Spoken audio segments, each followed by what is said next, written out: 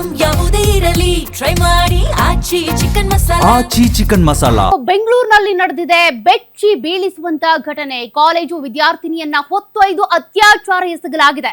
Tea ಕುಡಿಯೋದಕ್ಕೆ ಹೋಗಿದ್ದಂತ ವಿದ್ಯಾರ್ಥಿನಿಯನ್ನ ಹೊತ್ತೊಯ್ದು rape ಮಾಡಲಾಗಿದೆ. ಬೆಂಗಳೂರಿನಲ್ಲಿ ನಡೆದಿರುವಂತ ಬೆಚ್ಚಿ ಬೀಳಿಸುವಂತ ಅತ್ಯಾಚಾರ. ಓದುತ್ತಿದ್ದಾಗ ನಿದ್ದೆ ಬರ್ತಾ ಇದೆ ಅಂತೇಳಿ ಟೀ ಕುಡಿಯೋದಕ್ಕೆ ಅಂತ ಹೋಗಿದ್ದಂತ ವಿದ್ಯಾರ್ಥಿನಿ ಆದ್ರೆ ಅತ್ಯಾಚಾರಕ್ಕೊಳಗಾಗಿದ್ದಾಳೆ. ಟೀ ಕುಡಿದು ವಾಪಸ್ ಆಗ್ತಿದ್ದಾಗ ವಿದ್ಯಾರ್ಥಿನಿಯನ್ನ ಹಿಂಬಾಲಿಸಿದಂತ ಅಪರಿಚಿತ ವ್ಯಕ್ತಿ ಭಯದಿಂದ ಪಿಜಿ ಸೇರ್ಕೊಳ್ಳೋದಕ್ಕೆ ಓಡ್ ಬಂದಿದ್ಲು. ಆ ಕಾಲೇಜು ವಿದ್ಯಾರ್ಥಿನಿ ಪಿಜಿ ಗೇಟ್ ಒಳಗೆ ಹೋದ್ರೂ ಕೂಡ ಬಿಡದೆ ಕಾಮುಕನಿಂದ ಪೈಶಾಚಿಕ ಕೃತ್ಯ ಎಸಗಲಾಗಿದೆ. ಪಿಜಿ ಗೇಟ್ ಬಳಿಯಿಂದಾನೇ ಯುವತಿಯ ಕತ್ತು ಹಿಸುಕಿ ಪ್ರಜ್ಞೆ ತಪ್ಪಿಸಿದಂತ ಕಾಮುಕ ಬಳಿಕ ಪಿಜಿ ಸಮೀಪದ ಶೆಡ್ ಒಂದಕ್ಕೆ ಹೊತ್ತೊಯ್ದಿದ್ದಾನೆ. ಅತ್ಯಾಚಾರ ಎಸಗಿದ್ದಾನೆ. ಯುವತಿ ಕಣ್ಬಿಟ್ಟು ನೋಡಿದಾಗ ಶೆಡ್ನೊಳಗಿದ್ಲು, ನಗ್ನವಾಗಿದ್ದಾಳೆ.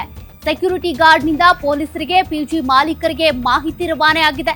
ಸದ್ಯ ಯುವತಿಯನ್ನ ಆಸ್ಪತ್ರೆಗೆ ದಾಖಲಿಸಿರುವಂತಹ ಸ್ನೇಹಿತರು ವೈಟ್ ಫೀಲ್ಡ್ ಪೊಲೀಸ್ ಠಾಣೆಯಲ್ಲಿ ಸದ್ಯ ಇದಕ್ಕೆ ಸಂಬಂಧಪಟ್ಟಂತೆ ಪ್ರಕರಣ ದಾಖಲಾಗಿದೆ.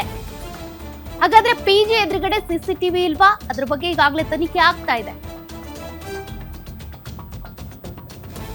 ಮತ್ತಷ್ಟು ಡೀಟೇಲ್ಸ್ ಕೊಡ್ತಾರೆ ನಮ್ಮ crime bureau head SK. Manjunath, ಈ ಘಟನೆ ನಡೆದಿದ್ಯಾವಾಗ? ಇಂಥ ಘಟನೆ ನಡೆದಾಗ ಪಿಜಿಲಿರುವಂತ ಹೆಣ್ಮಕ್ಳು ಸೇಫ್ ಅಲ್ವಾ ಹಾಗಾದ್ರೆ ಅನ್ನುವಂತ ಒಂದು ಪ್ರಶ್ನೆ ಬರುತ್ತೆ, ಅನುಮಾನ ಕಾಡುತ್ತೆ. ಬೆಂಗಳೂರನ್ನೇ ಬೆಚ್ಚಿ ಬೀಳಿಸ್ತಾ ಇದೆ ಈ ಘಟನೆ. ಡೀಟೇಲ್ಸ್ ಕೊಡೋದಾದ್ರೆ ಈ ಒಂದು ಘಟನೆ ನಡೆದಿರ್ತಕ್ಕಂಥದ್ದು 2 ದಿನಗಳ ಹಿಂದೆ ಬೆಂಗಳೂರಿನ ಐಟಿ-ಬಿಟಿ ಕ್ಷೇತ್ರವಾಗಿರ್ತಕ್ಕಂಥ ವೈಟ್ ಫೀಲ್ಡ್ ವ್ಯಾಪ್ತಿಯಲ್ಲಿ ನಡೆದಿರ್ತಕ್ಕಂಥದ್ದು. ವೈಟ್ ಫೀಲ್ಡ್ ಪೊಲೀಸ್ ಠಾಣೆ ವ್ಯಾಪ್ತಿಯಲ್ಲಿ ಇರ್ತಕ್ಕಂಥ ಪಟ್ಟಂದೂರು ಅಗ್ರಹಾರ ಅಂತಕ್ಕಂಥ ಒಂದು ಗ್ರಾಮ. ಅಲ್ಲಿನ ಒಂದು ಪಿಜಿಯಲ್ಲಿ, ಕೋ ಲಿವಿಂಗ್ ಪಿಜಿಯಲ್ಲಿ ಈ ಯುವತಿ ವಾಸವಾಗಿರ್ತಾರೆ. ಜೊತೆಗೆ ಖಾಸಗಿ ಕಾಲೇಜಿನಲ್ಲಿ 3ನೇ ವರ್ಷದ BSc ಅನ್ನ ಸ್ಟಡಿ ಮಾಡ್ತಾ ಇರ್ತಾರೆ. ರಾತ್ರಿ ಓದ್ತಕ್ಕಂಥ ಸಂದರ್ಭದಲ್ಲಿ ನಿದ್ದೆ ಬರ್ತಾ ಇದೆ ಅನ್ನೋ ಕಾರಣಕ್ಕಾಗಿ ಟೀ ಕುಡಿಯೋದಕ್ಕೆ ಹೊರಗಡೆ ಹೋಗಿರ್ತಾರೆ. ಅದು ಬೆಳಗಿನ ಜಾವ 3:15 ಸುಮಾರಿಗೆ. ವಾಪಸ್ ಬರ್ತಕ್ಕಂಥ ಸಂದರ್ಭದಲ್ಲಿ ಆಕೆಯನ್ನ ಒಬ್ಬ ಅಪರಿಚಿತ ವ್ಯಕ್ತಿ ಫಾಲೋ ಮಾಡ್ಕೊಂಡ್ ಬರ್ತಾನೆ ಅಂತಕ್ಕಂಥ ಒಂದು ಮಾಹಿತಿಯನ್ನ ಆಕೆ ಕೊಟ್ಟಿರ್ತಕ್ಕಂಥ ದೂರಿನಲ್ಲಿ ಉಲ್ಲೇಖ ಮಾಡಲಾಗಿದೆ.